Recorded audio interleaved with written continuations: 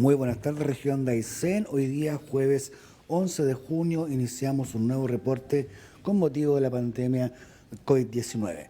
Como pueden ver, dejamos con ustedes a nuestra intendenta regional, Yoconda Navarrete Arratia. Muy buenas tardes, estimados vecinos, vecinas de la región de Aysén. Hoy día, jueves 11, partimos un nuevo informe en relación a la emergencia sanitaria que estamos viviendo ya casi 3 meses en nuestro país y en nuestra región. Mañana 12 se cumplen 3 meses de que tuvimos el primer caso. Al respecto, y actualizando los datos para mejor conocimiento de todos y cada uno de ustedes. Desde que se inició la pesquisa de casos en nuestra región al día de ayer, se han tomado 1.761 muestras enviadas al laboratorio. De ellas, 1.705 han sido descartadas o han vuelto como negativas para COVID-19. Se mantienen hoy día 34 sospechas tomadas en las últimas horas a espera de resultados. Mantenemos 10 casos activos, 11 casos recuperados y dentro de esos casos activos, como ya lo hemos informado, uno conectado a ventilación mecánica. Afortunadamente, y lo vuelvo a reiterar, sin fallecidos a la fecha. Respecto de las medidas sanitarias, barreras sanitarias, estas se mantienen vigentes, las 16 barreras que tenemos en todo el territorio regional o en las fronteras de nuestra región para realizar el control exhaustivo de cada una de las personas que acceden a la región de Aysén por las diferentes vías, ya sean terrestres, marítimas o aéreas, y aplicando el requisito de esta cuarentena obligatoria para todo aquel que ingresa a nuestra región. Como ya lo ha explicado la Seremi, al día de ayer llevamos más de 500 personas con cuarentena obligatoria, las cuales van siendo monitoreadas permanentemente por el personal de orden y seguridad y también de salud. Respecto del toque de queda, en las últimas horas, es decir, entre las 10 de la noche de ayer y las 5 de la mañana del día de hoy, nuevamente 8 personas infringieron esta medida sanitaria de toque de queda, las cuales fueron detenidas ya sea por carabineros o por el Ejército de Chile. Respecto de la vacunación, como ustedes ya saben, cumplimos el 100% de la cobertura estipulada por el Servicio de Salud Aysén para la campaña 2020, la cual hemos sobrepasado, llegando al día de hoy a 46.132 personas. Son más de 2.000 vacunas adicionales a la meta que había establecida, las que se han colocado en los diferentes sectores o del territorio regional. Sin perjuicio de ello, este proceso sigue adelante, habiendo disponibilidad de vacunas. Se pide que aquellas personas que están principalmente dentro de los grupos de riesgo y que no han ido a vacunarse por algún motivo, lo hagan acercándose a los centros de salud pública que estén más cerca de su domicilio y o coordinando con ellos la posibilidad de ir a hacerlo a domicilio, donde sabemos que la dedicación que han puesto desde el primer día nuestros funcionarios de salud podrán seguir entregando esta atención. El día de ayer se inició el pago de la segunda etapa del ingreso familiar de emergencia.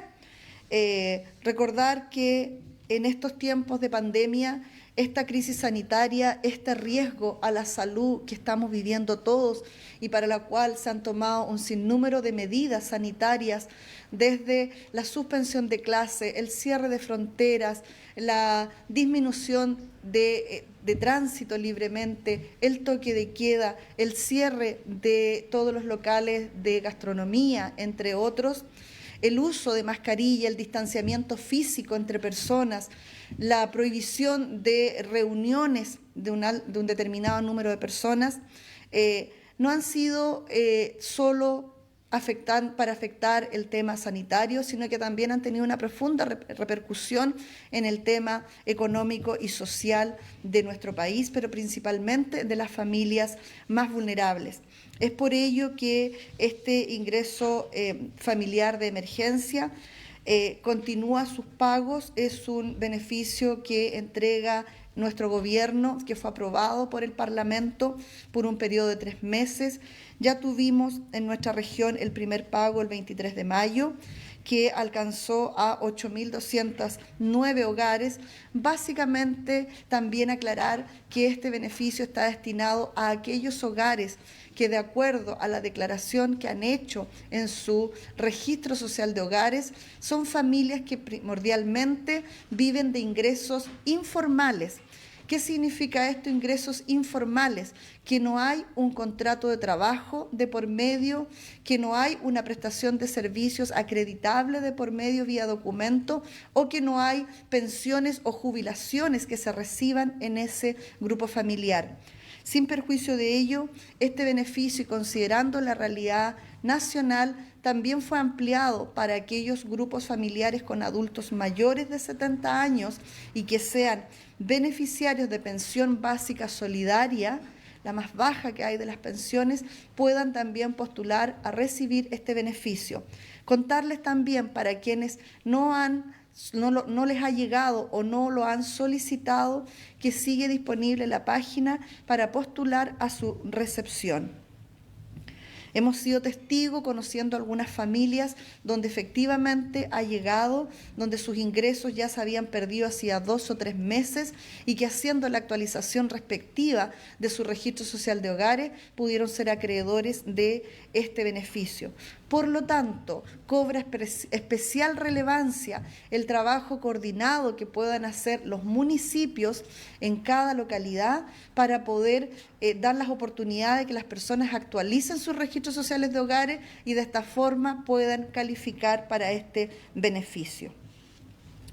Respecto del proceso de entrega de canastas de alimentos, del programa de nuestro presidente Sebastián Piñera, Alimentos para Chile, puedo informarles que este proceso continúa de manera expedita y gradual, conforme las condiciones climáticas también nos han permitido llegar a los distintos territorios y a los distintos domicilios. Al día de hoy les puedo decir que hemos entregado en hogares, es decir, en la puerta de la casa de los beneficiarios, 1.518 canastas de alimentos, las cuales se distribuyen entre 202 en la provincia de Aysén, 400 en la de General Carrera, 605 en Coyhaique y 311 en Capitán Prat. Este proceso lo seguiremos haciendo hasta entregar la última canasta, que es nuestro compromiso con las familias de Aysén. Muchas gracias, muy buenas tardes. No sé si hay consultas. Así es, vamos a hacer 2 consultas de Puerto Aysén de Javier Gallardo para luego pasar a las preguntas del colega Christopher Bilbao y el resto de la prensa que así la hizo llegar durante la mañana. Javier Gallardo, le decía yo, intendente, pregunta: ayer la ministra vocera Carla Rubilar pidió disculpas por el instructivo para entregar las canastas de alimentos. A nivel regional, ¿el gobierno hace algún mea culpa sobre la forma en cómo se han entregado estas canastas de alimentos? Bueno, sin duda, yo creo que las cosas siempre se pueden hacer mejor. Sin duda, siempre, no me cabe duda que en el espíritu de cada servidor público está el deseo de llegar y contribuir a mejorar condiciones de nuestros vecinos y de nuestra población. De lo contrario, no estaríamos en el servicio público.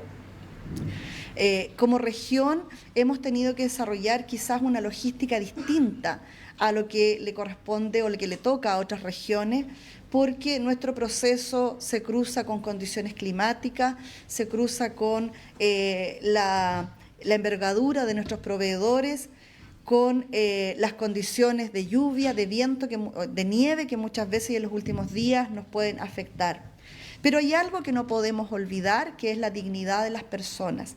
Y en ese sentido, si alguien se ha sentido tocado o se ha sentido afectado por esto, sin duda, yo como mujer y como asistente social y representante del presidente Sebastián Piñera, no tengo ninguna dificultad, sinceramente, de pedir disculpas.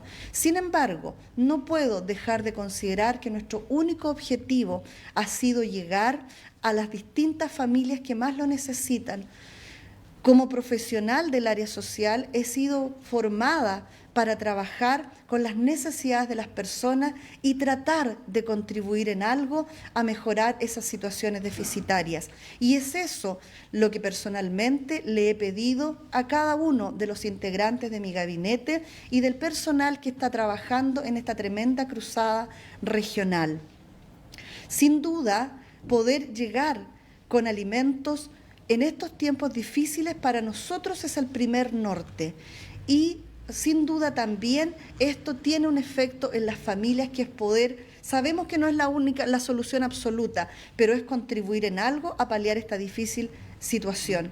Y puedo decir con satisfacción que a mi WhatsApp personal, que es el teléfono que yo uso, me han llegado agradecimientos de personas que yo ni siquiera conozco, porque a sus domicilios ya llegó esta ayuda, y eso creo que vale más que cualquier otra palabra que yo pueda decir. Mismo medio, intendente Javier Gallardo, hace referencia a que en las últimas horas se dio a conocer un protocolo para el sector turismo y los restaurantes. Su consulta es si eso acaso significa que podrán comenzar la atención de público y cómo se efectuaría tal reinicio de sus servicios. Perfecto, qué bueno que lo consulta. Sin duda, hoy día, en esta nueva forma de vivir en medio de una pandemia y con un enemigo, con un vecino no querido que va a estar presente, no sabemos por cuánto tiempo, pero que no va a ser posible erradicarlo o disminuir sus efectos negativos hasta que no exista una vacuna, es necesario que nos podamos preparar y trabajar en conjunto para ver cómo los distintos rubros productivos en un momento determinado pueden retomar sus actividades en este contexto COVID. Para ello, no tan solo hay protocolos que se le exigen y que se han elaborado y que han sido visados por la Seremi de Salud para efectos de determinados trabajos, rubros, construcción, salmonicultura, empresas de distintos rubros, sino que cobra vital importancia lo que pasa con el rubro gastronómico, hotelero también, básicamente enmarcados en lo que es turismo, y que en nuestra región sin duda son un aporte muy significativo en nuestra mano de obra y en el movimiento de la economía local. En ese contexto debemos recordar que aun cuando este protocolo lo que busca es prepararnos para cuando efectivamente se pueda reabrir, medida que hoy día aún está vigente la prohibición de apertura de restaurantes y café, nosotros tenemos que empezar a trabajar con los respectivos, con las respectivas cámaras, con los respectivos entes productivos del sector, para ver cómo los ayudamos a prepararse cuando esta reapertura, ya sea gradual o general, se produzca como una medida que tiene que dictarse, así como se dictó la prohibición, también se va a dictar por norma nacional la reapertura, viendo cómo avanza la pandemia, cómo se controla la pandemia, cómo disminuimos las posibilidades de contagio. Y para ello, a nivel regional, también estamos trabajando para que a la luz de este protocolo podamos ayudar a las distintas empresas que se han visto afectadas. Ustedes saben, hace algo así como 15 días terminó el primer programa de Cercotec, el Reactívate, ¿no es cierto?, multisectorial, que era Reactívate Aysén, para poder contribuir a diferentes sectores productivos que se han visto afectados por la baja de sus ventas. Y hoy día nos encontramos trabajando para preparar, ya en realidad hace varios días, pero esto se va afinando para que pueda salir a la luz, cómo reconvertimos recursos regionales para realizar un concurso de reactivación exclusivo para el sector turístico, ya sea gastronómico o de hotelería, que permita que nuestros oferentes de servicios puedan readecuar infraestructura y enfrentar, cuando se abran, la nueva operatividad, estar en condiciones de, bajo esas nuevas exigencias, poder ofrecer su servicio y volver a retomar su movimiento. Perfecto. Vamos a pasar a las preguntas del colega Christopher Bilbao. Sí, intendenta, solo para clarificar, hace un tiempo creo que usted ya lo había mencionado, pero para que nos pueda comentar un poco los recursos que se están utilizando para la repartición de las canastas en Coyhaique, ¿dónde salen los fondos para armar estas canastas, con lo que se están pagando también a los pequeños y medianos, digamos, comerciantes de Coyhaique? Bueno, los recursos nacen del 5% de emergencia que tienen todos los presupuestos de los gobiernos regionales. En todos los presupuestos anuales del gobierno regional viene un ítem que equivale al 5% del presupuesto de la región para emergencia, ¿ya? La región no lo puede ocupar a no ser que tenga emergencias. Y muchas veces también esto, como es una emergencia y somos un país unitario, puede ser ocupado por Hacienda para emergencias en otras regiones. Nosotros lo que hicimos conversando con el Consejo Regional, en marzo, cuando vimos que esto ya venía para largo, íbamos a tener que enfrentar situaciones complejas, lo que yo hago es, como ejecutivo que me compete, es colocar como propuesta al Consejo Regional que se me entregue ese 5% que estaba en el presupuesto para poder ocuparlo como emergencia, ¿ya? Eso pasa por CORE y se hace una propuesta para ayuda social y otros ítems, entre los cuales nosotros hoy día estamos, por ejemplo, también con parte de ese 5% pagando el costo adicional que significa llevar las 2 barcazas subvencionadas que tenemos ya no a Quellón, sino que a Puerto Montt. Pero en el ítem específico que usted me consulta de canastas, se hace la presentación al CORE que va a haber un ítem para ayuda social, donde pensamos inmediatamente en alimentos, son alrededor de 900 y fracción de millones de pesos, que se calcula una canasta de un valor máximo de ayuda de hasta 75.000 pesos y eso nos permite un número de 12.358 canastas que involucraría ese volumen. Y de ahí nosotros eso se va a la DIPRES.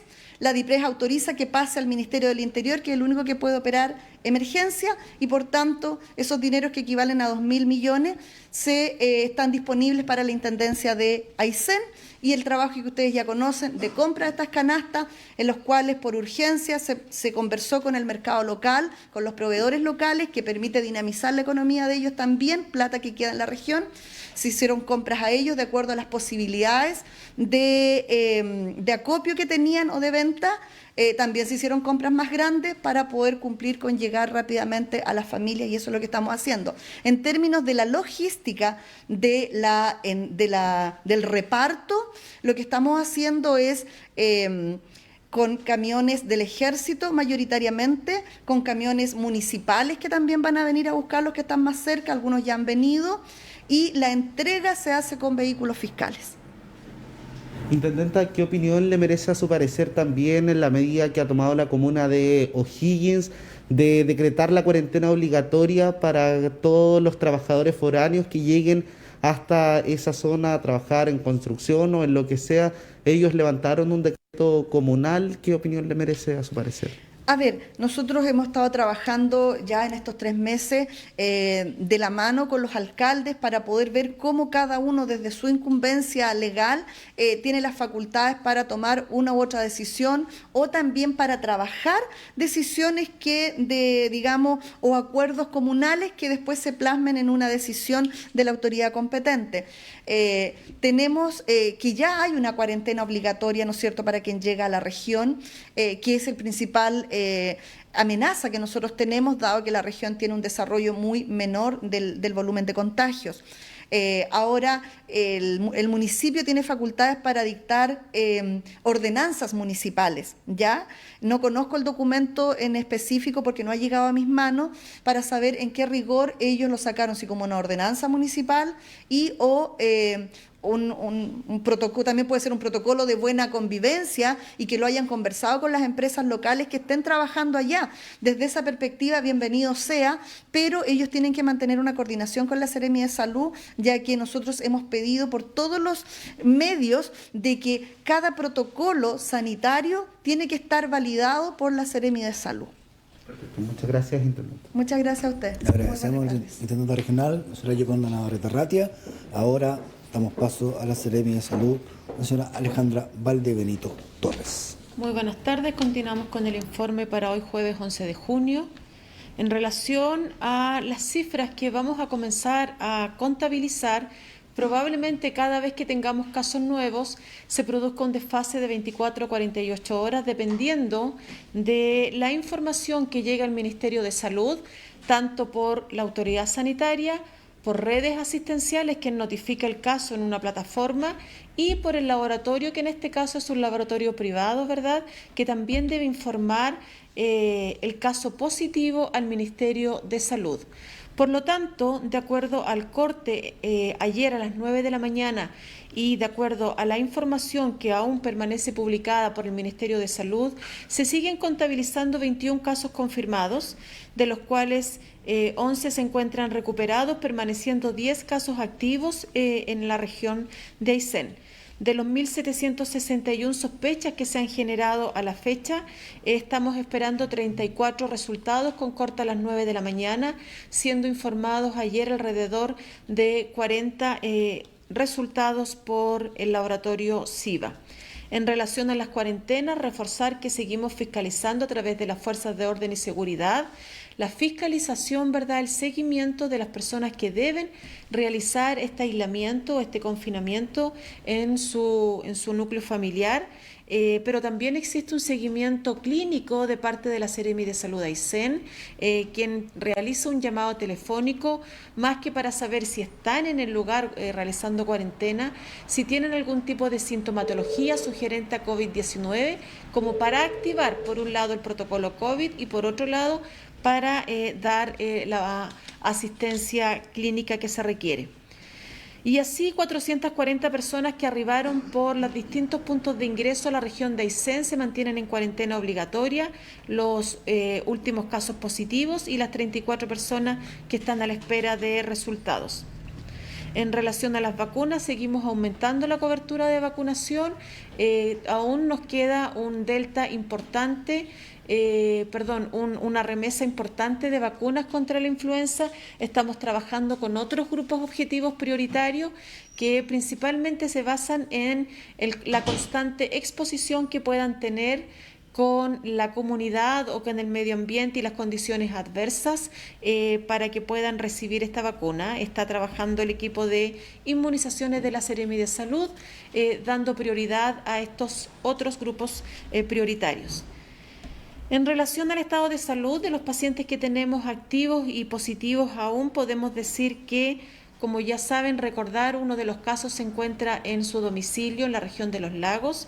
6 casos se encuentran cumpliendo cuarentena en residencias sanitarias, 4 de ellos a puertas de ser dados de alta, toda vez que se encuentran ya sin sintomatología para COVID-19 y estamos en el proceso de evaluación y determinación de anticuerpos para la enfermedad y también, ¿no es cierto?, de la evaluación médica que se requiere para poder ser dados de alta del COVID-19 y, por supuesto, egresados de la residencia sanitaria.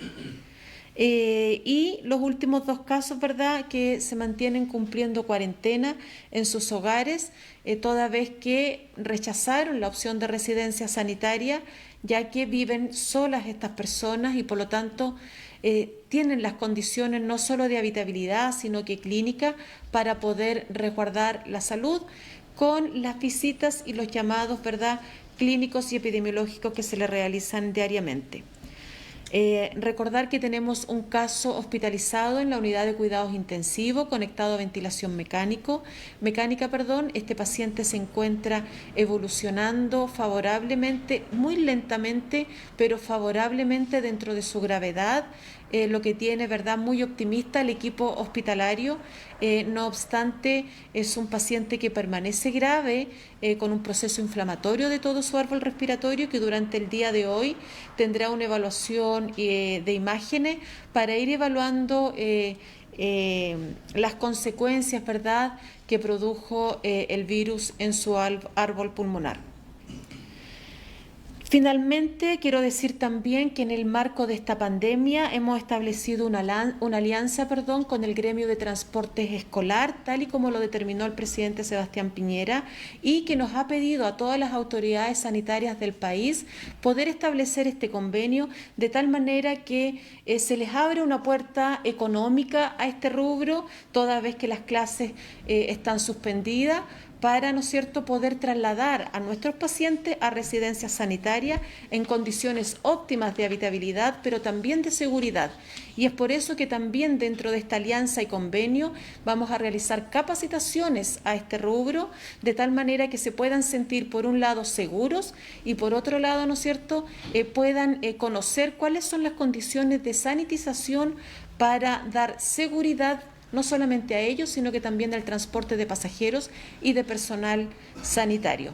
Reforzar las medidas sanitarias, lavado de manos, distancia social, ¿verdad? Y por supuesto el uso de la mascarilla toda vez que interactuamos con otra persona y sobre todo si estamos en un espacio reducido o en un espacio sin ventilación. Recordar que no solamente los trabajadores que vienen a esta región nos exponen a un riesgo. Muchas familias ayseninas deben desplazarse a otras regiones para poder trabajar y llevar el sustento a su hogar. Y es por eso que a esas familias ayseninas que les toca desplazarse por motivos laborales a la región de los lagos, a la región de Magallanes, a la metropolitana, les pedimos que al regreso, si bien es cierto, no vamos a poder indicarles cuarentena porque a lo mejor les toca retornar en 3-4 días más, les pedimos limitación de desplazamiento, les pedimos asegurar a sus familias de tal manera de que cuando se vayan a trabajar no tengamos a su propia familia en riesgo. Esta pandemia, si no la trabajamos y tenemos la disciplina todos, no vamos a poder contra ella. Muchísimas gracias. Muchas gracias, Seremi. Damos paso a la pregunta de la prensa. Le paso el micrófono a Christopher Bilbao. Sí, Seremi, buenas tardes. Rigoberto Jofre, de Diario El Divisadero, pregunta: sobre la fiscalización a pesqueras, ciudadanos de Puerto Tranquilo muestran cómo trabajadores de la industria trasladan a personal sin los cuidados mínimos. Eso expresan. ¿La autoridad conoce estas situaciones? Todas las empresas acuícolas tienen unos protocolos que se presentan a esta autoridad sanitaria. No obstante, fiscalización in situ en cada uno de los lugares y en la multiplicidad de puntos que hay de trabajadores acuícolas es inviable. Pero cada vez que hay este tipo de denuncias, también invito a la comunidad a entregarnos un registro audiovisual, un registro fotográfico de esta situación, porque si no, finalmente se traduce en comentarios por redes sociales que nosotros no podemos comprobar ni corroborar si no tenemos efectivamente el registro audiovisual o visual de esa infracción a una medida sanitaria. Sin embargo, tomo conocimiento, me gustaría saber a qué empresa se refiere, por supuesto, para poder conversar, ¿verdad?, con la persona a cargo. Normalmente son los prevencionistas de riesgo los que tienen que ver cada una del cumplimiento de estas medidas. No nos olvidemos que muchas de ellos tienen mutualidad, es decir, otro tipo, ¿no es cierto?, de agentes fiscalizadores de que estas medidas efectivamente se cumplan. Perfecto. Seremi, respecto del caso 20, ¿cuántas personas se encuentran en cuarentena? Funcionarios de salud. ¿Y de qué, unidades, a qué unidades pertenecen al interior de la red asistencial? Las personas que se encuentran en cuarentena son alrededor de son 25, la mayoría son funcionarios del Hospital Regional Coyhaique. Me refiero a los turnos con los que él se relacionaba, me refiero a sus colegas de trabajo con los que se relacionaba, y también hay personas de la índole social, porque también las personas tienen vida social, y ahí tenemos otro grupo de personas en cuarentena no hospitalarias que también son parte de los contactos estrechos del caso 20. Perfecto. Respecto del mismo caso 20, nos ha llegado información, Seremi, de que se habría organizado un almuerzo en el que habrían participado alrededor de 20 personas, donde habría estado justamente este caso 20 positivo a COVID-19. ¿La Seremi de Salud trabaja en algún tipo de investigación de esta especie de celebración que se habría realizado con funcionarios de la salud? No tengo conocimiento de un almuerzo del médico en los días en que supuestamente pudo haber estado expuesto, ¿verdad? En los días que pudo haber estado expuesto, solamente conozco lo que yo les he relatado, y si es que eso fuese así y epidemiología o el servicio de salud lo conoce, por supuesto que se deben tomar las medidas respectivas. Ahora me imagino que fue un almuerzo en el ámbito familiar, cosa que no está prohibido, o social, y cuando hay reuniones con más de 10 personas hay uso obligatorio de mascarilla, pero en un almuerzo es poco probable de que podamos compatibilizar la mascarilla con... Tendríamos que tener efectivamente la denuncia para poder realizar la investigación y ver si efectivamente se transgredieron medidas sanitarias. Perfecto. Lo cuestionable es que serían funcionarios del área de la salud, ¿no? Serían ellos quienes más deberían resguardar la salud de las personas. Si esta denuncia, ante la eventualidad de que esto fuese cierto, ¿se podría iniciar un sumario sanitario al respecto? Los sumarios sanitarios se efectúan a todas las personas independientes de su calidad. Obviamente, como funcionarios públicos, más que como funcionarios de salud, estamos regidos además por otro tipo de reglamentación que es el estatuto administrativo. Ese estatuto administrativo a todo funcionario público, independiente del sector al que trabaje, se le debe aplicar si efectivamente se comprueba de que puede existir algún tipo, ¿no es cierto?, de error o de acto negligente que pudiera efectivamente poner en riesgo la salud pública de la región de Aysén. Perfecto. Muchas gracias, Seremi.